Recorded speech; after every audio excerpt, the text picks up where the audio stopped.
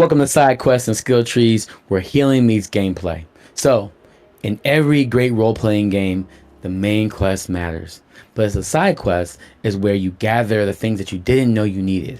Insight, allies, resources, and reps.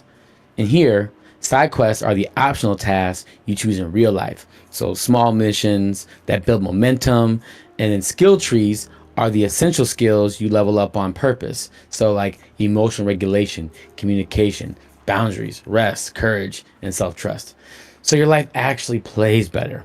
So as we say, optional tasks, essential skills. So let's level up. In today's saga, can't start without knowing who is the person that's with me today. Who you be? I am Kyle, as you like to refer to me as King Kai. Right, I was gonna say like, don't make me say it. Don't make me say it. I've been trying. I've been doing this with you for almost 20 years. I need you to know that this is real, okay? And the fact that I knew it was 20 years is wild. That my math is that good. Right. So this is even better. So guess what today's saga is?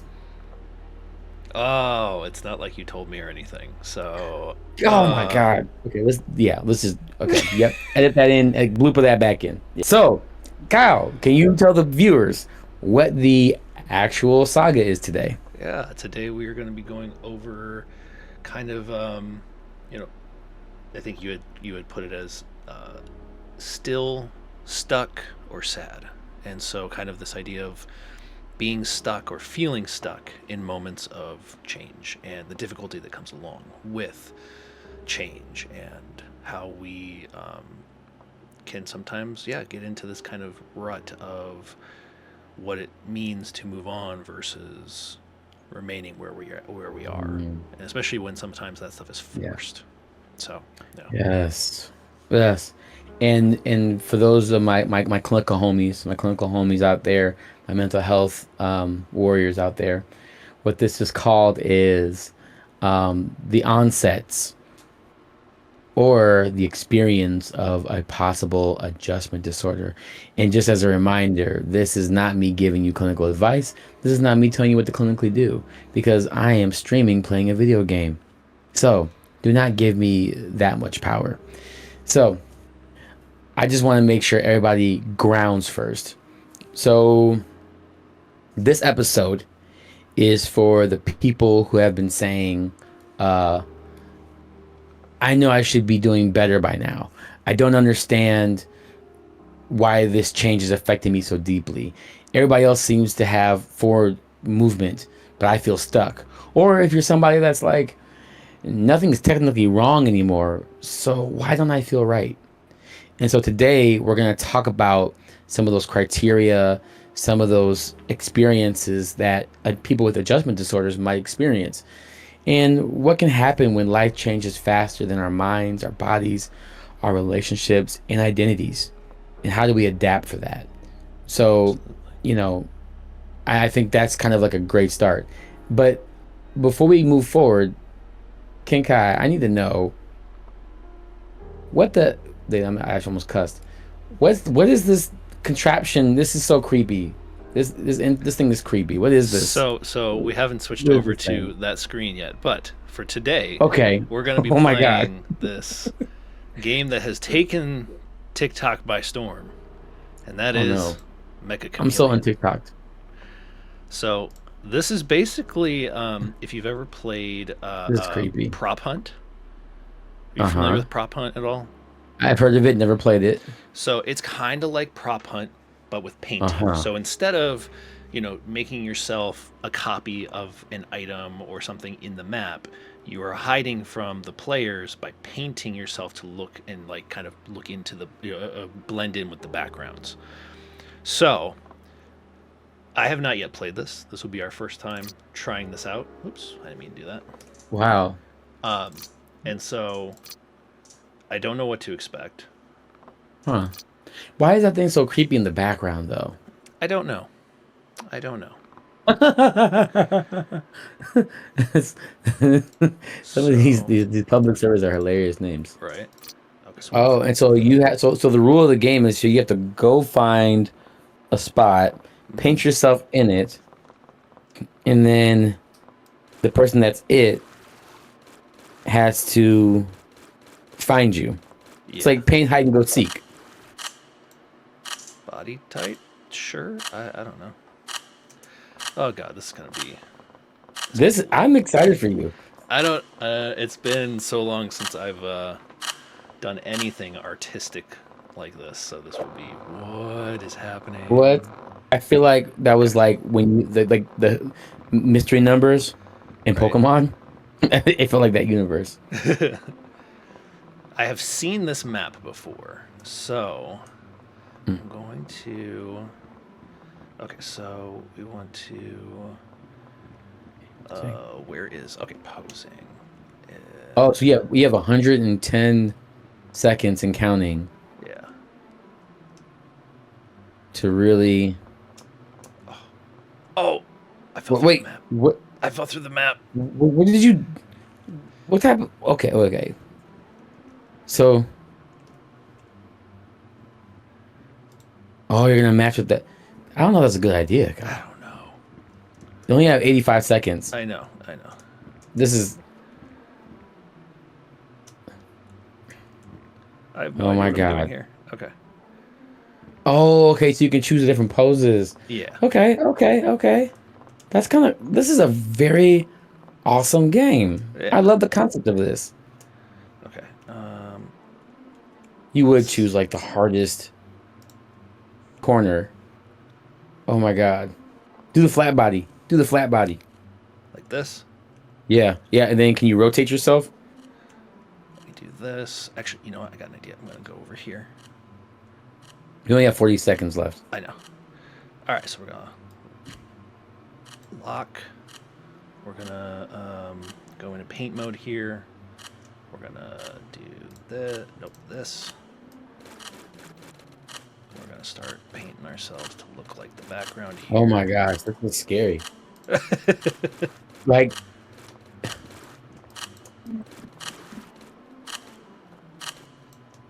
oh my I gosh, don't know this what I'm doing. this I don't know what concept I'm is kind of wild. Like, I could play this game for hours, and I would lose myself in doing. this. Right? There are some crazy things that people have done in this game where they are just able to do like absolutely insane things. All right. Oh gosh. Wait. Did okay. Turn Oh off my, the sound. that's a great. Okay, that was a great. That looks pretty solid. Like, unless I look up, I would not know. Right. And so my thought and hope, although I guess somebody coming up the stairs would probably see me. Yes, they would completely. We shall see. But anyway, Okay, I feel like this okay. is I like also a it. really Let's see what good happens. game Yeah, for us to talk while we just kind of do this. So, yeah.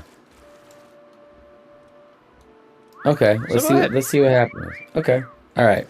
So while you're doing that, I'm gonna bring some language in here. Okay.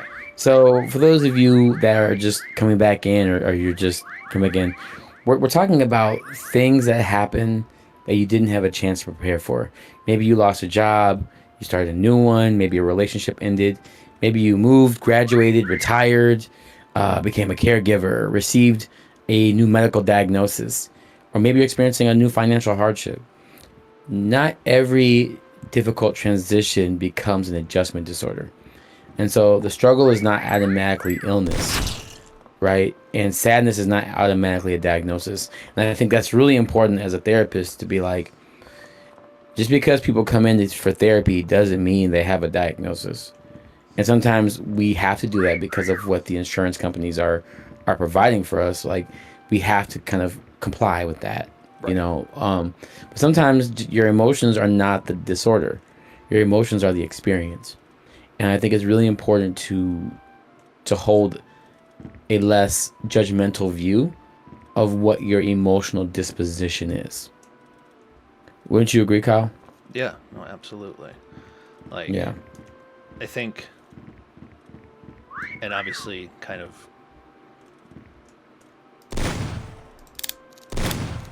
Ah, I missed. No, I missed This, again. oh my God. What? Okay. Anyway, um, I think kind of, and maybe I just want to make sure I am hearing correctly of kind of what you're saying is like that there's plenty of times where like the amount of things that are kind of people come in for services can be so Mhm. varied, and sometimes there's no real like quote unquote clinical like thing that it kind of fits. Mhm. And so, oh hey, and in those moments, um, that's when something like an adjustment disorder might. Oh, I got kicked. I don't know, but those might Because be you did too moments. good. Apparently, or I don't know. But those might be moments where you know we put that kind of label Mhm. onto somebody coming in, and again, like you said, for insurance purposes and stuff like that. So tonight or today is not about diagnosing ourselves in the chat. Tonight is really about recognizing when an adjustment has become more than uncomfortable, when it has become actually emotionally disruptive, right? And so learning skills are going to be very important for that. So let's do it. Tonight, we are not, or today, we are not asking, why can't I get over it? We're asking, what is my system still trying to adjust to? It's no different than getting into a bath, right? You put the hot water on, you don't just jump in the tub, right? You put one foot in slowly. Well, unless you're like, I guess unless you're like another like natured beast, like where you can just like jump in whatever it is. But most people, will take time to adjust into things. And a lot of times I think many people have emotional disruptions because they don't know how to process their process in the moment, Mm-hmm. right? It's like, hey, this is new for me. They don't give themselves a timeline. Okay, well, let me get used to this. If it doesn't feel good in 3 months, then I'll stop. Right? A lot of times, our most of our mental health issues are typically because we don't know when something starts or when something ends, and Mm-hmm. that's one of the biggest telltales of how we can manage healthier skills. So, I'm gonna do a community check-in. So, I'm hoping the people in the chat will respond to this. But Kyle, you are my community right now. So good luck. So without sharing anything you want to keep private, of course, place one word or say one thing that describes a transition you have experienced. Loss, move, breakup, graduation, illness, marriage, parenthood, retirement, career, Mm-hmm. caregiving, conflict, recovery. Just pick one of those, something that comes to mind. Right. Yeah. I mean, I think a big one was definitely like kind of getting through um, the first big relationship. I think everyone kind of has that experience where it's just like the first big Mhm. relationship that they have to they go through, and it ends up not working. And so what Mhm. do we do in that situation? Um, and so I would say that that probably was a big one. And like even like for me, it was so impactful that even like today, or I'd say over the past decade or so, that there's still times where it's just like, yeah, that Mhm. sucked or something like that. Um, and so when, especially when we talk about like the adjustment stuff like that, I feel like there's also like there's a hint of grief involved in that too. And obviously, I think we've Ooh, we've yeah. talked about that a lot. But like grief is any type of loss, any type of change, um, Hmm. because. But um, Hmm. sorry, I just I, I didn't no. realize I could do that, and then I'm like, oh, hey, it's a butt. Um, anyway, Oh God. Oh, well, okay. we're Well, here. professionals. I'm still the child in me is still alive. Okay, Yes, so I. it reminded me of an anime. So I was like, "Yep, anime." So what I love what you said is that you know experiences can be considered positive, and some things can also feel negative. But we also always often assume that only bad changes create stress, Mm-hmm. right? Like only bad things start create stress. There are good things that create stress because in the nervous system, it doesn't ask whether an event looked good or bad or something was good on Instagram or bad on Instagram. It's asking what changed, what's expected of me now, do I have enough support, who am I in this reality, right? A promotion, a raise in the job can create adjustment stress. You know, a marriage, a big relationship can cause an adjustment stress. Moving into your dream home can create an adjustment stress. Having a new home can really create an adjustment stress. There are people that have new homes and they're like, oh my God, what did I just do? I've been living in an apartment for 10 to 15 years and now I have a home and I have to think about everything, right? And Right. also, like for my new graduates out there, it could be an accomplishment and a loss of structure, identity, community, family, and predictability, right? Yeah. That college campus bubble is real. Absolutely. Yeah. And so, So, yeah. kind of again going along with that, like the whole thing is like, how do you kind of learn to through that and work through like this idea that um, you're trying to move forward when your brain is still in the same place. Um, and the reason I bring up grief is because so I'm reading a really good book called I think it's the Science of Grief, something like that. But Mm, it's like what happens physiologically and like biologically and neurologically in our bodies when we experience grief. And one of the things mm, that it talks about is that when you experience grief, one of the things that happens in your brain is your brain, it gives this analogy of a brain being kind of like a GPS.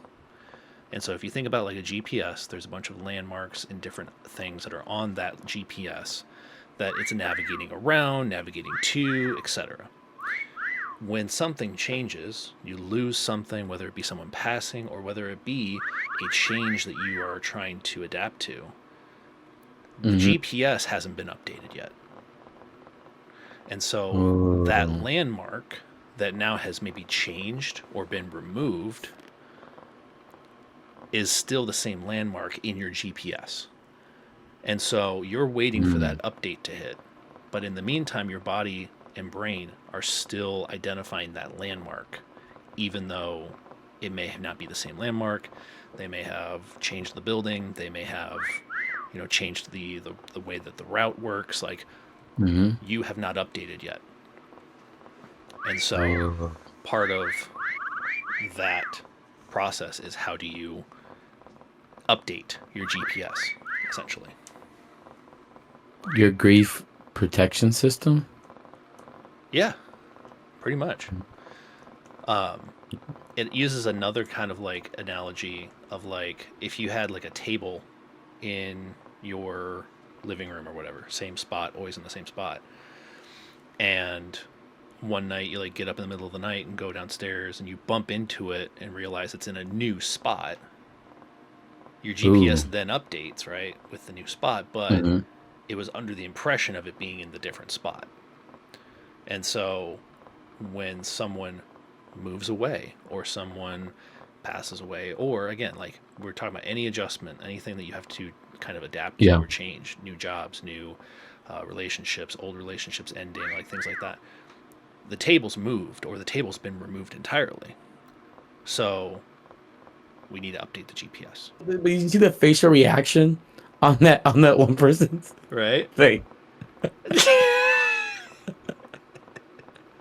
Oh my God. Okay. So I wanna get a little I wanna make some clinical language feel a little human. Is that all right? Yeah. All right. So I'll keep it simple, like one sentence. So an adjustment disorder is when occurs when a person develops a significant emotional or behavioral symptom in response to an identifiable stressor. Mm-hmm. And so the keyword is response, but I think the keyword should be identifiable, right? Something happened, Mm-hmm. something changed. and the person's internal or external functioning has shifted. And so the distress may be greater than what we would normally expect to be given, but it's also taking into what that person's livelihood is. So some symptoms that create a difficulty would be like, I'm still going to work, but I can't concentrate. I'm attending school, but my grades are failing. I'm around my family, but I feel disconnected. I'm functioning publicly, but privately, I'm falling apart. I'm so worried about this transition, I can't sleep, right? A lot of times, adjustment disorders are usually characterized among trauma and stressor related conditions. So they're not simply just another name for major depression or general anxiety disorder or PTSD, right? Um, and usually you would go to a professional to help determine what explanation fits the full pattern. And I think sometimes we use adjustment disorder as a safeguard because we don't want to assume too much up front, right? And and there's different ways that there's like a spectrum on adjustment disorder too, right? Mm-hmm. So some of the adjustments are, correct me if I'm wrong too, Kyle. Yep. One's with depressed mood, Mm-hmm. adjustment disorder with anxiety, and then we have adjustment disorder with mixed anxiety and depressed mood. We just call it mixed moods because it's too many words. And then also disturbance of conduct. Um, and then there's also adjustment disorder with mixed emotional and behavioral disturbance. I think that's all of them. I might have missed one. That sounds I feel right. like that was all of them though. Yeah. I think that's all of them. Yeah. We probably Yeah. missed something, but people will let us know, I'm sure. Yeah. Yep. So the one with depressed mood is just it's just saying that you might have sadness or fearfulness. We might have low motivation. The anxiety one is more about just feeling heavy and worried at the same time, right? Sorry, no. With anxiety, it's just excessive worry, right? Excessive worry, Mm-hmm. and maybe have low. Well, yeah. Tension. I like to say tension for the anxiety one personally, because I feel like with anxiety, worriness, tension, and or difficulty feeling settled would be more anxiety focused. And then when they're mixed, right, mixed moods, that's feeling heavy and worried at the same time. So when you can't really determine the difference between your anxiety and your depressive moods, we just say mixed because we don't really need you to ground. We just need you to know that it's present. Disturbance of conduct, that's more about being like impulsive, maybe being risky or defiant. You might do things that are harmful to relationships or responsibilities. And then the last one, mixed emotional and behavioral disturbance. Yeah, that's the last one. That one is more about how your emotional symptoms and your behaviors are occurring at the same time. So it's almost like a mixed mood, but the difference is that you're actually experiencing a reaction to your emotions.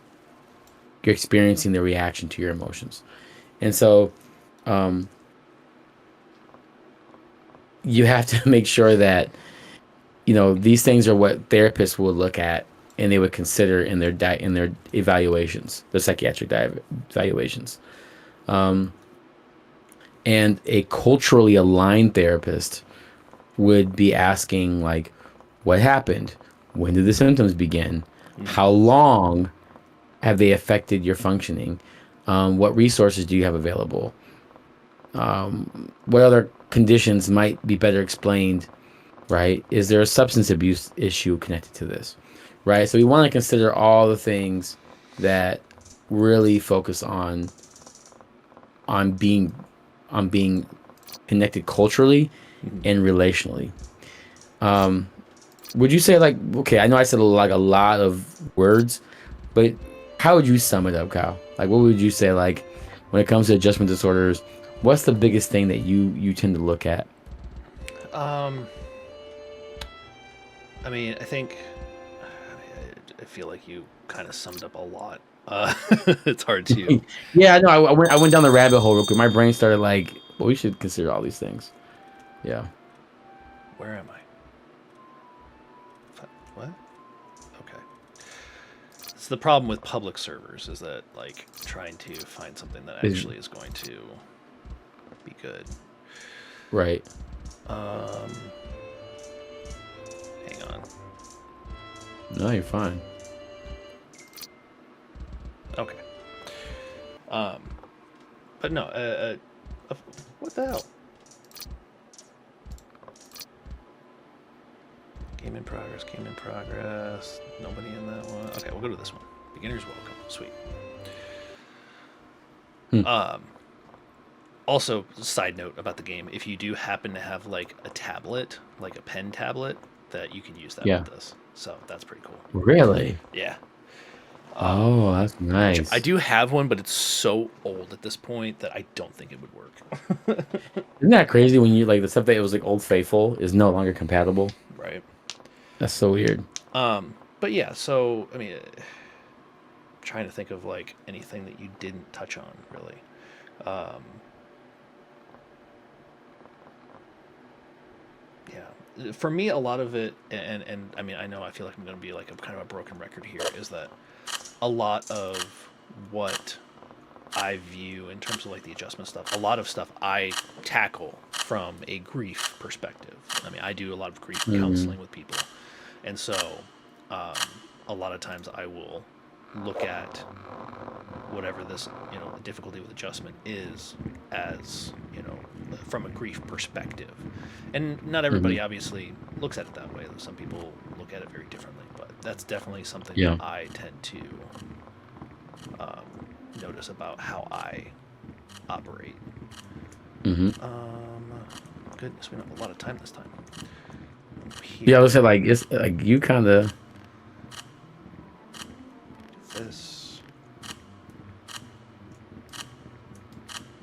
I think that's one of the biggest things is um, a lot of people feel stuck after a major transition because adjustments is not just accepting a fact.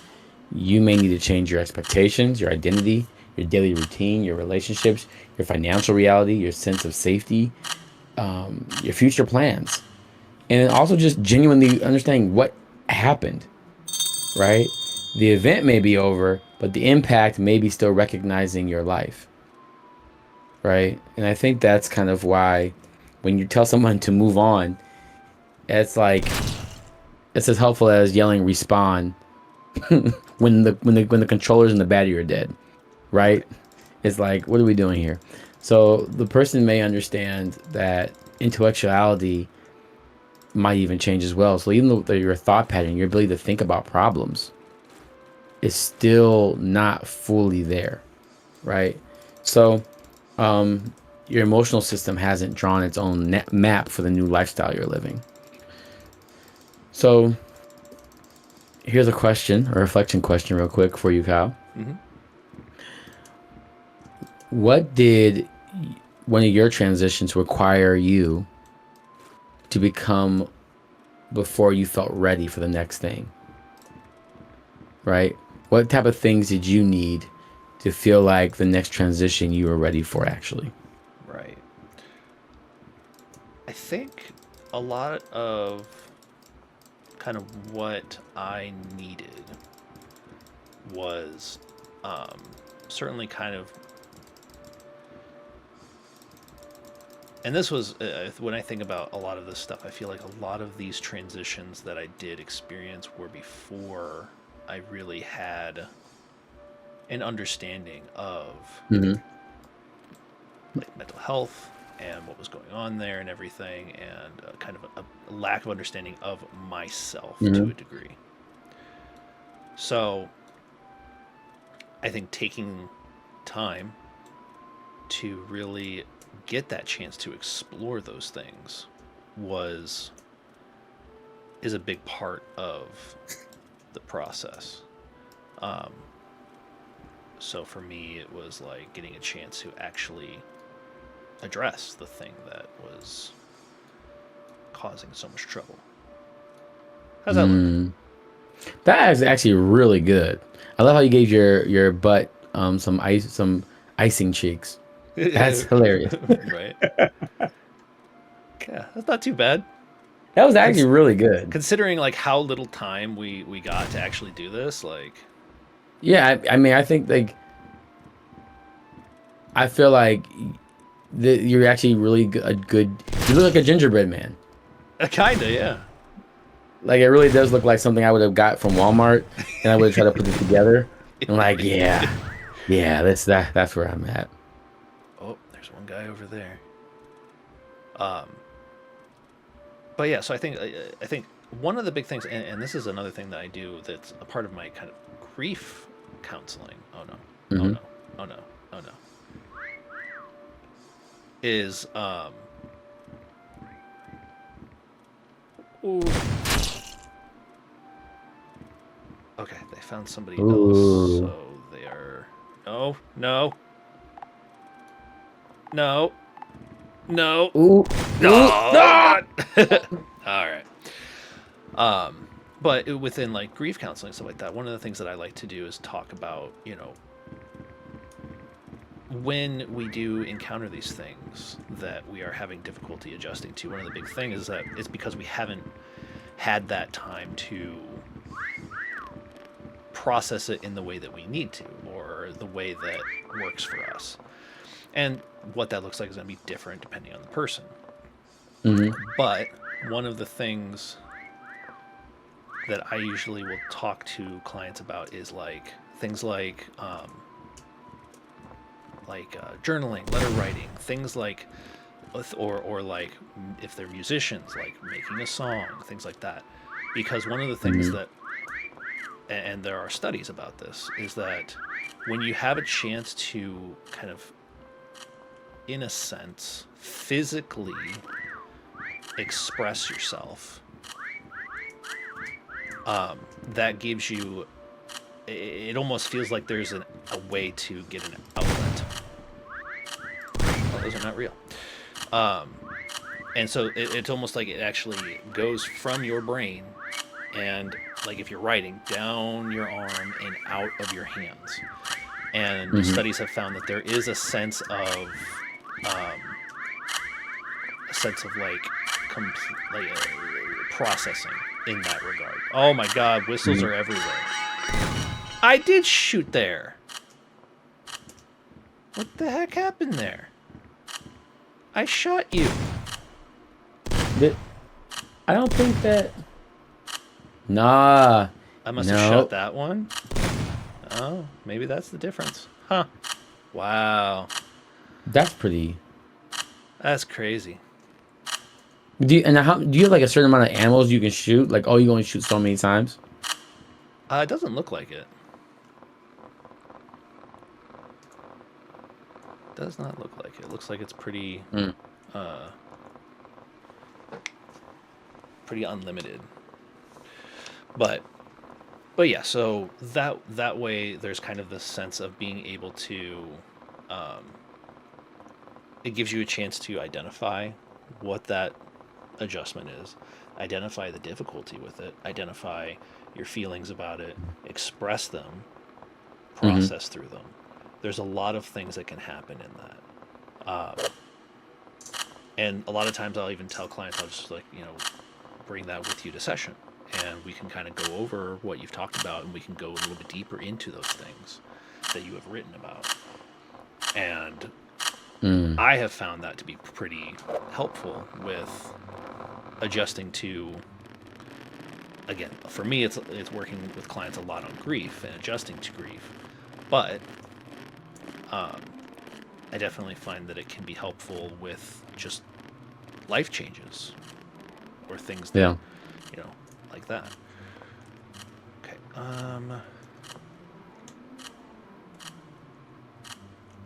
I think like now you're taking the no, don't go in the center. Go on the corner because they're gonna assume to be in the center, right? Right. Oh, that's good. Oh, that's good. And you gotta detail it. Yeah. Just want to make sure I get my whole body here. All right.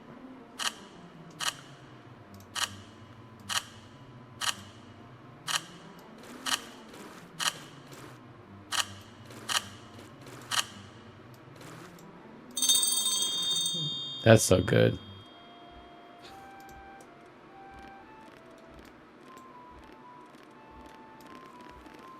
And I'll do that. Get some texturing going. That's really good. Uh-oh.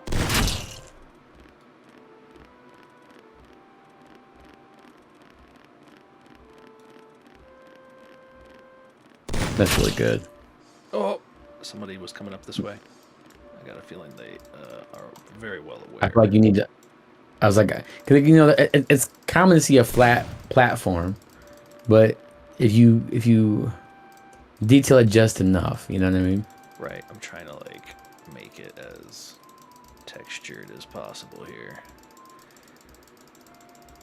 All right, so I'm gonna do this real quick. Yeah. So there's three reflection questions. No, I'm gonna give two, so just because of time's sake. So I'm gonna do two reflection questions I want you all to consider. The first one is,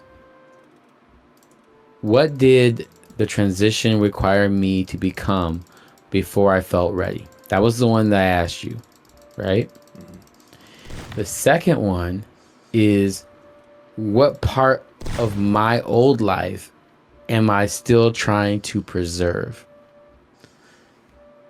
A lot of us are holding on to routines that no longer fit the current lifestyle. And I think that is one of the hardest things, is because we've learned to survive through our old lifestyle. And so this new adjustment doesn't allow us to actually be okay with the amount of energy that might have to be required to move forward. Hmm. So I think one of the hardest things for that is we have to learn to know that adjusting our energy is not a problem. It's a state of accepting, right? Yeah, and obviously that. I mean, I feel like that's the big crux of it all. Is like, how do you accept those things? Yeah. Yeah. Um, so I want to give a skill, right? Because we have to do skill trees and you know. So here's a skill. One skill is accurate naming. So an unnamed transition can actually become a generalized emotional fog. So when you say everything just feels wrong, but healing often begins when we make the experience more specific. So get your purpose paper and purpose pen out. We about to do some work. Kyle, I'm about to talk a lot. So let them enjoy this space. Okay, I'm gonna be talking. Okay? go Get your for it. purpose paper out. This is about to go in. So, prompt one. The change I am adjusting to is. That's the first one. The change I am adjusting to is dot dot dot. Name it. Do not write the entire story. Name the transition. Prompt two. What I lost, even if no one else recognizes it, was. So what do you think once again? What I lost, even if nobody else recognizes it, was dot dot dot. You may have lost predictability, status, belonging, privacy, confidence, income, time, freedom, shoot, identity, safety, right? A dream you hoped for. Yeah. Prompt three. What this change now requires from me is dot dot dot. What this change now requires from me is, right? Maybe new boundaries, new schedule, new skills, asking for help, grieving, resting, accepting something you did not choose. Prompt four. The part of this adjustment that feels hardest is dot dot dot. This one's big because naming the cost does not make you ungrateful. A person can actually appreciate and accept a new beginning and still grieve what is replaced. Right? You can love your child and miss your former freedom. You can have both. And a lot of us feel like we have that one or the other. A lot of polarization. Like you can celebrate graduation and miss the structure of school, right? You can know that ending a relationship was necessary and still feel lonely. You can be relieved that a crisis is over and you still feel emotionally exhausted. Truth can share the same room, not lies. Remember that. That's one of my golden rules. Two truths can share the same life, but not lies. Lies can't share the same room. That's how you know the difference between a lie and a truth when it comes to things. Right. So, how do you feel about those prompts? How did those feel when you heard those? I like them a lot. I particularly liked the idea of having to kind of name the thing, name the adjustment and what or the difficulty, right? Of naming, like, is this, oh, again, you know, is this casual, beginner's welcome, there we go. But yeah, like being able to identify, like, what is this that I am experiencing, in a way that Mm-hmm. you can name it, you can, um, because you can name it, you can identify it, you can um, take that time to kind of process it Mm-hmm. better that way. Um, so yeah, so I'd say that's probably that was the thing that I liked the most of about that. Is just that ability to. We grew up on GI Joe. Knowing is half the battle. Like, Yes. that's a big Yes. thing that I talk a lot about with clients. Is like, knowing is half the battle. The other half obviously is processing and working through it. But until we can name it, until we can actually, like, give it some kind of identification, we can't really go anywhere. So we have to be able to identify what it is and give it a name. It's beautiful. And so that's our skill. And and so that's going to require um some practice, right? So the essential skill, well, I guess this would be considered the second essential skill, is to stabilize before you strategize. So when people feel stuck, they often respond by demanding an entire life plan from an exhausted nervous system, right? Where will I live? What will happen next year? Will I ever feel normal? Who am I now? Will people still love me in my community? Right? So let's just stabilize. And you can do a simple 4-point reset, right? Let's keep it simple here. Point one, orient yourself. Name three things you see, name two things that sound, two sounds you hear, and one place where your body is supported, right? I am here. This is the room I'm in. First, let's like make sure you know you're at where you're at. Two, exhale. Take a comfortable breath in.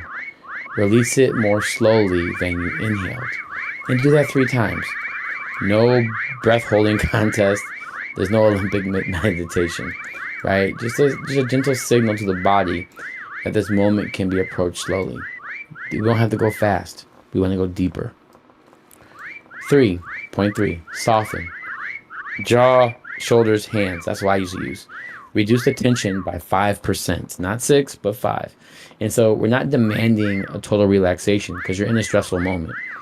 We're just creating a little more room. And then point 4, choose. What is the next supportive action? Not the complete solution.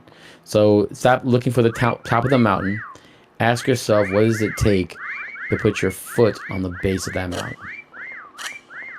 Like you What said, does it take to put the base of your what? What'd you say? I was gonna say, I like that you said choose, because obviously I'm a big fan of choice theory, and Yeah, so that's why I had to put that in there because I knew you were going to go in here. I was going to go on your tangent. Tell people, tell the people of the C word. yeah, choice theory, and the fact that you can choose how you respond and choose how you want to be how you want to behave, how you wanted to respond to things like that. That's Nah, bump all. that. Let me challenge you, Kyle. Sure, I'm gonna yeah, challenge you right yeah. now. Go No, for I'm it. gonna challenge you. Yeah. How can you tell me to choose when I don't have the resources to be the identity I know I'm supposed to be? Say that again. I'm gonna try because I was trying to come at it hardcore, and that's usually not my energy. Oh man, Oh, I look again. ruined it for I got you. to rev up again. I got to rev up again. Yeah, Kyle. How am I supposed to choose when I don't have the resources I need to be who I know I am? Hmm. Hmm. Hang on, come What on. terrible bad. I gotta get better at being mad. Hang on. That man, they. Oh, okay. Wait. Metallic? No, I don't want metallic. Hang on, hang Yeah, on. you look a sentient being right Right, now. how do I mess with this? It's a little bit of alien style, Right, and then also black latex. I'm feeling awkward right now. like how do I? Where How do is? you unlatex it? There's a thing that says metallic right here. Like, why can't I mess with that? It's not making you. Alt. It's making you way too metallic-y. Yeah. Cam You look like a trophy. rotation. They're like, oh yeah, there it is. Darn it. All right, Yeah. fine. Well, this one we've got a lot more time, so I'm not as stressed about it. Ooh. So, But your specific type of black shiny. right. All right, so just a second. My body's buried too much. Buried too much. Yeah, I was gonna say right there would be perfect Much. if you could.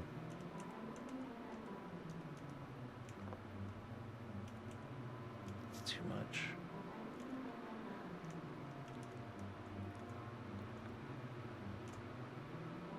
That's too much. Right there. Ooh, yeah, Okay, that's pretty good. hang on. I'm not avoiding the question, I promise. Oh, you're avoiding it. Oh yeah, completely. I just give me a minute here.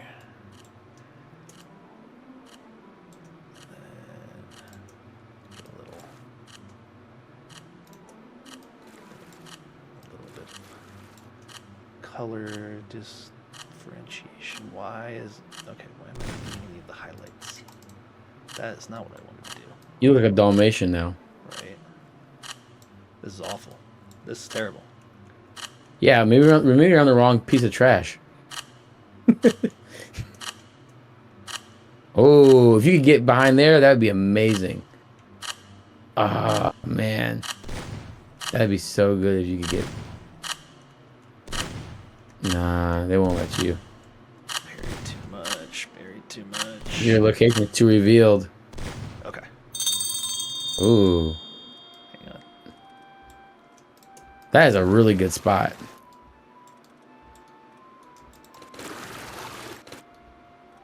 In That's a fact, really good. You know what? I'm gonna do That is pretty solid. I'm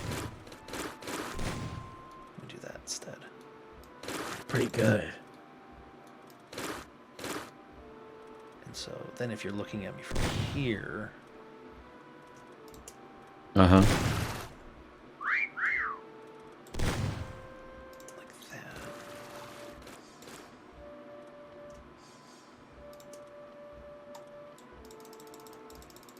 Texture.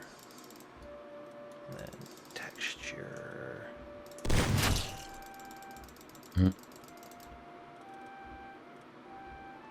If someone finds you, like, they had it out for you. Right. Okay.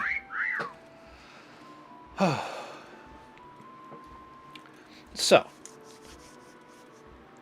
the question basically is, how do I choose to be a person that I am not yet identified? Is that kind of the gist of it? Yeah, how can you tell me to choose something if I don't have the resources to be what I know? And so, I think that is, I don't want to say mischaracterizing choice theory, but I think that there's a difference in terms of how we choose to, say, respond to specific situations. Because when I talk about choice theory, one of the things that I focus on is choosing in the moment. So, like, I'm choosing to hide here. Uh-huh.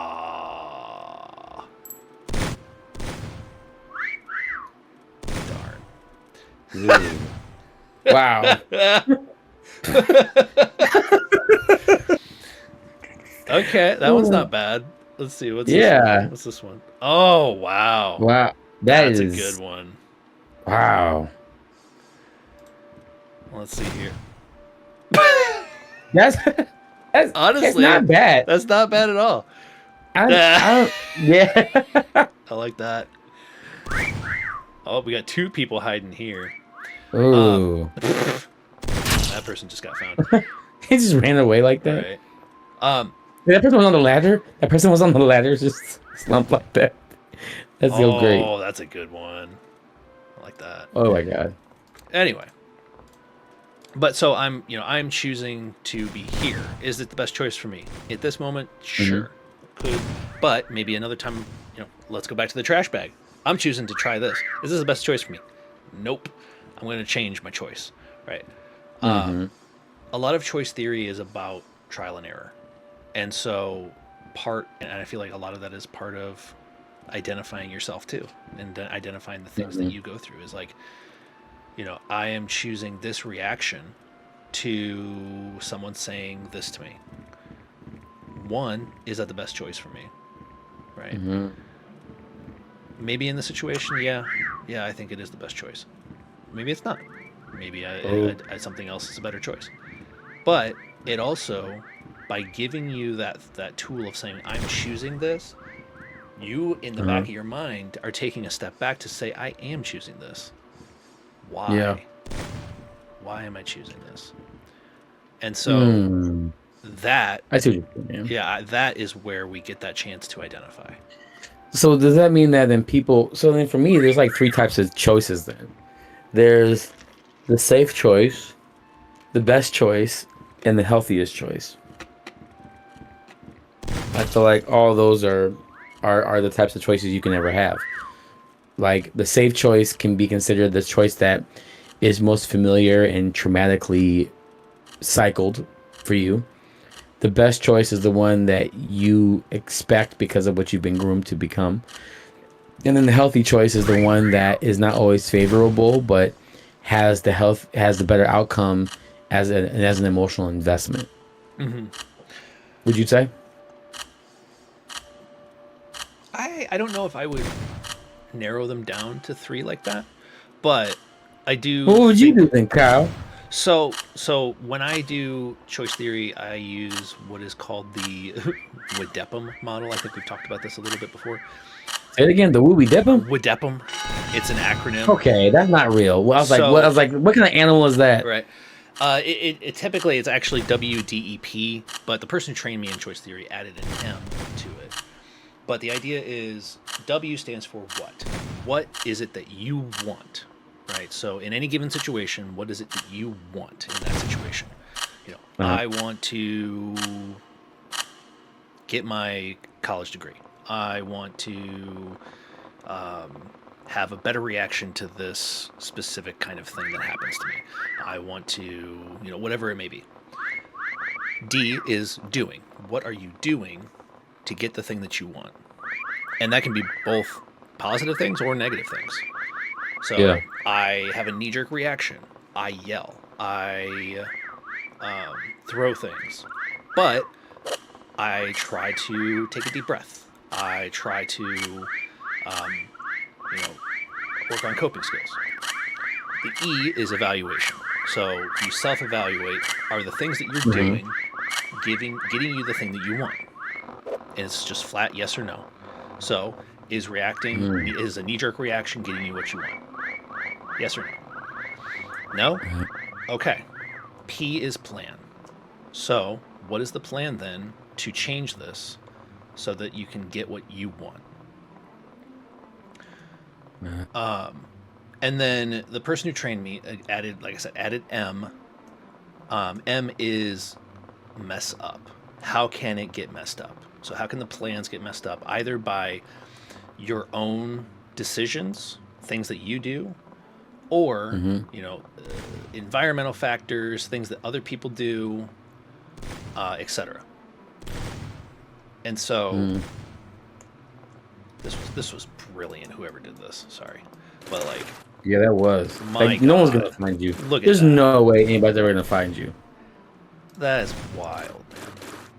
That was perfect. Like, change some angles just to make sure. Yeah, I'm gonna make it a little bit darker.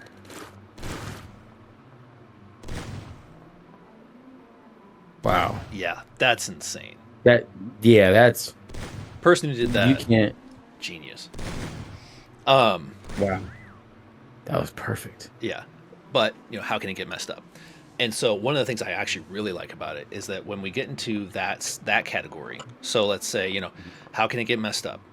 Um, you know, uh, I just ignore my coping skills, right? Mm. I do something else, right? Um, somebody else is like, I'm gonna do this too. Um, And well, they paint him first. Come on, go to the bottom one. Like, don't be here with me. Go to the bottom one. They don't they see you? They should. What are you doing? Right, you're ruining the whole shadow. What? My God. There.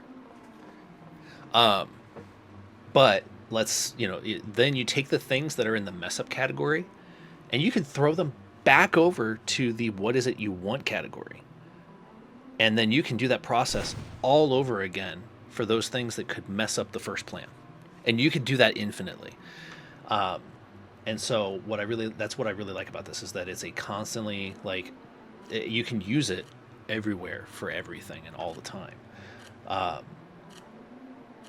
but part of that helps you identify some of those things, like what is it that you actually want and what are you doing to do it or to get it.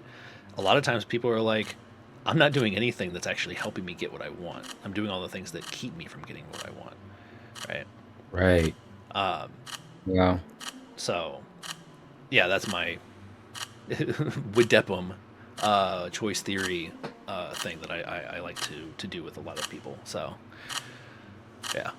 Okay. So I'm gonna give them now some optional side quests. So wrap up by doing this work. So remember, optional does not mean meaningless. It means you chose and you're choosing the task that matches your capacity. So do not collect every side quest tonight. That's how we turn self-care into unpaid overtime. Because you can burn out from healing. That's a whole Hmm. other conversation for another day. So, side quest one, the routine anchor. So pick one activity to do at roughly the same time every day. It could be morning medication, breakfast, 10-minute walk, evening shower, bedtime wind down, calling one safe person, preparing tomorrow's clothing, whatever it is. So when life changes, predictable routines can provide small points of continuity. It's so important that you learn your rituals. If you lose your rituals, you learn the reason why you stand for what you do. You have to do that. Side quest 2, the support inventory. So create 3 categories. Who can listen, who can help practically, who can help professionally. Right? I like to do that. I have friends in each category who can listen to me, who can help practically, who can help professionally.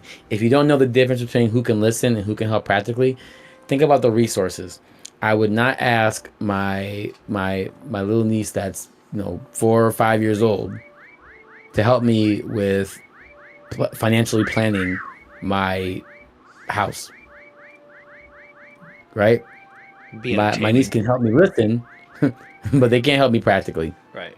in my life It'd be very and entertaining. professionally. Right? It would be. I'm like, why do I have a $300 bill on candy? I don't understand what happened. Like who invested in this? So one person does not need to perform all 3 roles, right? So we have to be honest. And your therapist should not be your emergency plumber, right? Like, let's keep it real. Make sure that no single person is overworked in your life. Side quest 3, The 5 minute reentry. So choose one activity you stop doing after the transition. So read for 5 minutes, play your instrument for 5 minutes, clean one surface, sit outside, answer one message, cook one simple meal. The goal is not immediate enjoyment. The goal is gently teaching your brain, I can re enter my small life in small doses, right? Psychos 4, reduce one demand. So you have to ask yourself, this is a hard one because a lot of people don't do this well. So ask yourself, what expectation belongs to my old reality but no longer fits my current capacity? So perhaps dinner needs to be simpler. Perhaps you can't attend every event. Maybe the house will not look perfect. Maybe you need fewer projects. Maybe you need to request an accommodation. So sometimes adaptation means changing the environment, not endlessly demanding more resilience from yourself. Resilience needs to know where it stops. If you really believe you're a resilient person, then you should know where you stop. And then, well, let's see. I'll give one more. So I like fives. All right. So side quest 5. Create an adjustment ritual. So transitions need acknowledgement. So write a letter you do not send. Create a playlist. That's my favorite one. Move furniture. Light a candle. Archive old photographs. Plant something. Unfollow people. Make a new profile. Mm-hmm. Ritual helps the mind recognize a transition that reality has already imposed. Please remember that, because I almost didn't. All right. Now we're going to go into this last part, okay? So the skill tree, right? The control, the influence, and the acceptance map, right? Column 1, right? So take a piece of paper and divide it into 3 columns. Column 1, control. What can I directly choose? So examples, whether I make an appointment, whether I eat today, whether I respond immediately, whether I take one small step, what boundary I communicate, what information I consume. So I was thinking about you, Kyle. Choose. All right? Do the Kyle thing. Yes. Column 2, influence. What can I affect but not guarantee? Maybe a relationship conversation, a job application, a family member's understanding, a medical treatment plan, a financial negotiation, the atmosphere of my home, right? What can I affect? Because you do have to be able to have influence, because influence supports agency, and agency promotes autonomy, and autonomy helps identity, and identity supports your self concept. And then lastly, column 3, accept. What is currently not mine to control? Someone else's decision, the past, the fact that the transition happened, the other people's opinions, the speed of healing, the absence of certainty. Acceptance does not always mean approval. I've been accepted to places I was never invited to. Right? So it means that we stop spending all of our emotional currency arguing with a fact that has already occurred. A lot of us keep yelling about a situation that we've already accepted, and we mad because we have to be the witnesses of it all. Sometimes being a witness, you can't keep witnessing something that already happened. At some point that becomes an issue, right? So, audience, please put in the chat which category has been stealing most of your energy. Which category has been stealing most of your energy? Was it control, influence, or acceptance? Because sometimes we feel stuck because we're using control strategies on an acceptance problem, or acceptance strategies on something we actually have the power to change. The map helps us choose the correct skill. So, how do you like that little exercise with the column with the pieces of paper? I like that, and you know the big thing that I really liked in from what you were talking about was actually something we kind of did talk about, which was like this idea of writing letters that you don't send, or doing something again that exerts those feelings and emotions in a way that gets them out of the body physically. Um, Hmm. Again, you can write letters, you could journal, you could, if you're a musician, play music. Like there's so many different things that you can do, and so I feel like yeah, there are a lot of different ways that you can choose to express these things, um, Yes. and allow yourself to identify them, process Mm. them, expel them, and hopefully, see improvement. And you kind of talked about like an adjustment ritual, which when I heard that, I just thought like that's, a grief ritual is also like a thing. And Mm. so like there's a lot that kind of, there's Yeah. a lot of overlap there, in terms of like what that looks like. And so a grief ritual, very similar, kind of like having this idea of acknowledging that this change is happening, acknowledging that these things are happening. And I think the biggest, and I feel like this is going to be the biggest thing that when it comes to anything mental health related, is not to ignore it. Mm. Thank you for saying that. Yeah. Yeah. And ignoring it can look like working harder. Mm-hmm. Ignoring it can look like being more focused on earning something rather than sitting in something. Mm-hmm. So that's very important. Thank you for saying that. Absolutely. Yeah, I really appreciate you saying that. Yeah. Mm, mm, mm. Mm-mm-mm. Toasty. Okay, so let's sum it up here because we have to head out. Yep. So today, let's close by checking our skill tree. So today we learned about accurate naming. So I am not randomly broken. I am responding to a specific change, right? Accurate naming, stabilization. I don't need the whole map. I need the next stable square. We went over re-entry. I can return to my life in small doses. Support. I need a party, not one exhausted character. Um, we also learned about control, influence, and acceptance. And then we also learned that when it comes to still stuck and being sad, we learned that adjusting can stop us from the adjustment disorder. So remember, personal task, essential skills. You don't have to complete every side quest today because I gave you a lot of information. Choose one of them, practice one. And so until next time, practice your energy, protect your energy, and respect your adjustment. And congratulations, you leveled up.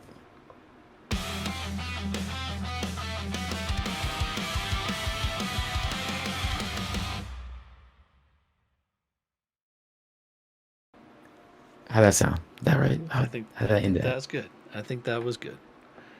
All right, should I say it again? No, I think you're good. The only thing I Okay. was going to add in was make sure to remember that sometimes you got to wait for your GPS to update.